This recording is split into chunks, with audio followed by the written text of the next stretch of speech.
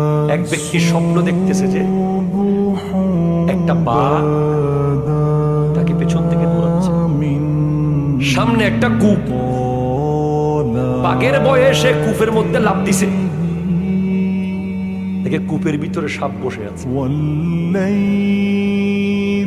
কূপ দিয়ে পড়তে পড়তে মাঝখানে সে একটা রশি পাইছে, ওটা ধরে ফেলছে। রশি পাওয়ার পর ওই রশি যেখানে ধরছে ঠিক সেই জায়গায় দেখে একটা মৌমাছির বাসা, মধু আর মধু। এই মধু পাইয়া সে উপরে বাঘের কথাও ভুলে গেছে, নিচে সাপের কথাও ভুলে গেছে। সত্য ঘটনা।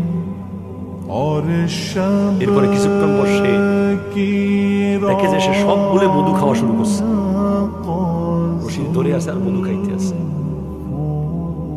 ইতিমধ্যে দেখে একটা সাদা ইঁদুর আর একটা কালো ইঁদুর এসে রশি কাটা শুরু করছে।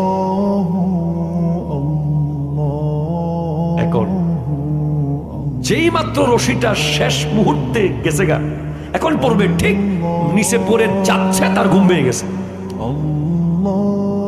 এবার সে ইমাম গাজালির দরবারে গিয়ে বলে, হুজুর আমি এটা কি দেখলাম?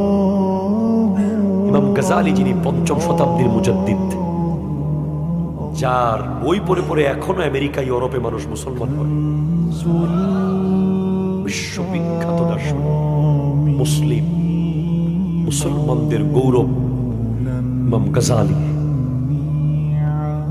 বলে, উপরে যে বাঘটা তোমাকে দৌড়াচ্ছিল সে ছিল আজরাইল আলাইহিস সালাম, আর কূপটা ছিল তোমার কবর, নিচে সাপগুলো তোমার কবরের আযাব,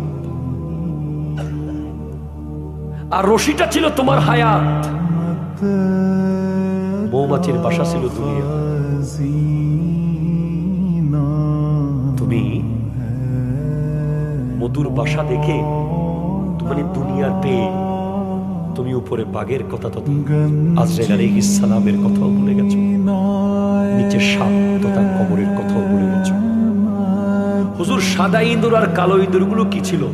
সাদা ইঁদুর দিন, কালো ইঁদুর রাত। রাত দিন করে তোমার হায়াত চলে যাচ্ছে।